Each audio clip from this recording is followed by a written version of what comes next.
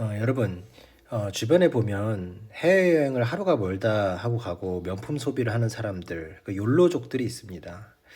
지금은 즐길 때다라고 하면서 펑펑 쓰는 거죠. 근데 이 욜로, 과연 좋은 건가? 사실 욜로는요, 계획 없는 소비를 하기 위한 핑계일 수가 있습니다. 욜로의 뜻이 뭐예요? only live once. 그래서 당신은 한 번 사는 거다 라고 하면서 미래를 대비하는 것보다 현재의 행복을 추구하는 것에 그 가치를 두는 그런 철학? 뭐 그런 생각이라고 할 수 있는데, 사실 이 현재의 행복을 위한 소비를 할 때 과연 우리가 실제로 쓰는 그 돈이 정말 현재 행복에 맞는 소비이냐?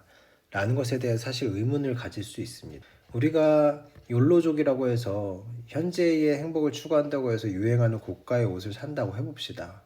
물론 뭐 옷 자체에 대해서 굉장히 행복을 느끼는 사람도 있겠지만 사실은 충동적으로 이런 옷을 살 수도 있고요. 그럼 돈은 돈대로 쓰고 현재의 행복은 행복대로 누리지 못하는 충동적인 어떤 소비, 무계획적인 소비, 그렇게 나아갈 수가 있는 거거든요. 그래서 이 욜로라는 것은 사실은 무계획적인 소비를 위한 핑계로 대는 말일 수도 있어요. 그래서 그런 사람들이 너 이렇게 돈 쓰면 돼? 라고 하면은 나 욜로족이라서 인생 한 번 사는 거 아니겠어? 라고 꾸미긴 하지만 사실은 충동적인 소비, 무계획적인 소비를 이렇게 감추고자 하는 핑계일 수 있다라는 거죠. 그래서 우리가 생각을 해야 되는 건요, 단순히 욜로가 중요한 게 아니고, 지금의 행복과 미래의 준비, 이 두 가지는 결국 양자택일의 문제가 아니라는 거예요. 그러니까 균형의 문제입니다. 여러분께 물어볼게요. 지금의 행복이 중요한가요? 미래의 준비가 중요한가요? 다 중요하죠. 지금의 행복만을 위해서 미래의 준비를 하지 않는 거, 그거 문제 있습니다. 그러나 거꾸로 미래의 준비를 하기 위해서 지금의 행복을 포기한다? 그것도 문제가 있습니다. 즉, 결국 지금의 행복과 미래의 준비를 어떻게 균형 있게 우리가 둘 다 챙기면서 갈 거냐라는 게 제일 중요하다는 거예요. 그래서 예를 들어서 우리가 매달 15만 원은 내가 좋아하는 여행이나 내가 좋아하는 맛집에 쓸 수가 있는 거고요. 또 거꾸로는 매달 25만 원은 미래를 위해서 청약 통장이라든지 자격증 공부에 쓸 수가 있는 거예요.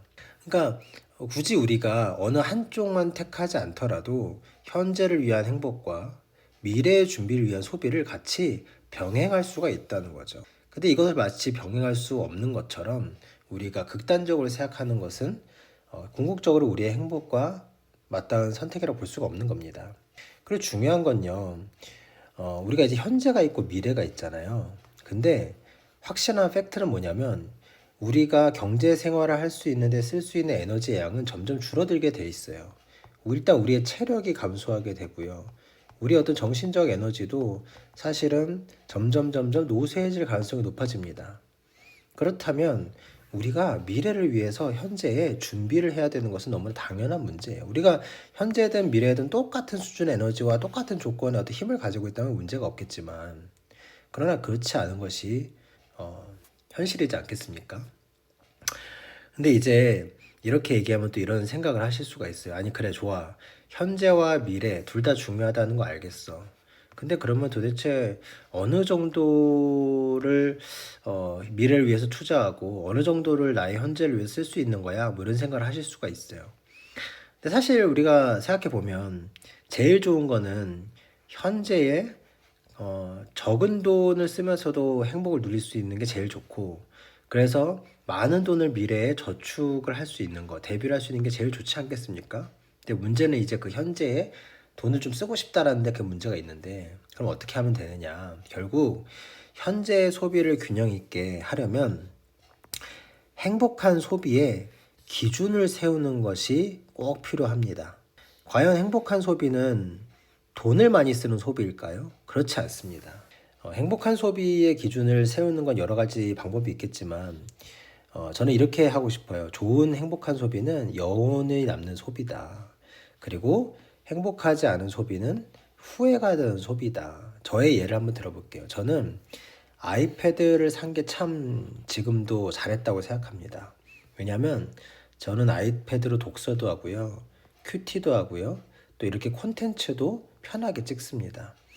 그러니까 살 때는 싸지는 않았어요. 그러나 그것을 사고 나서 제가 지금 2년 좀 넘게 쓰고 있는데, 그동안 여러 가지 제가 생각했던 목적과 아니 그 이상으로 내가 누릴 수 있는 여러 가지 기능들을 지금도 너무 잘 쓰고 있어요.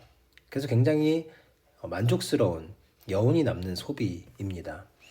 근데 제가 여기에 그 제가 지금 몽골에 있는데, 몽골에 살면서 웨하스, 여기 몽골 웨하스가 되게 맛있거든요.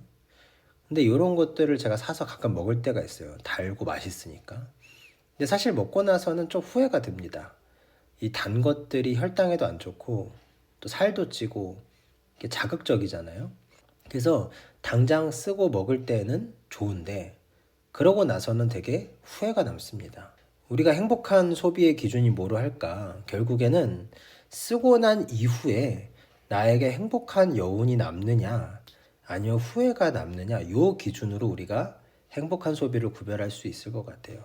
우리가 뭐 무조건 뭐 비싼 옷 사고 좋은 비싼 음식 먹고 막 돈을 쓴다고 해서 무조건 행복한 소비가 되는 게 아니거든요.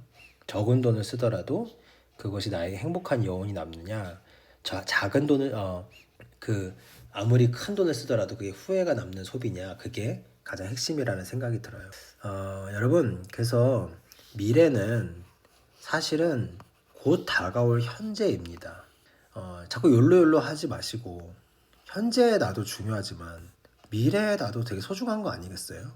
근데 마치 현재의 나는 되게 소중하고 미래의 나는 가치 없는 것처럼 그렇게 현재의 소비에 집중하면, 사실 우리가 어떤 면에서는 현재 돈을 쓰는 게 되게 나 자신을 챙기는 것 같지만 사실 미래에 있는 나에게는 되게 미안한 행동을 하고 있는 게 아닌가?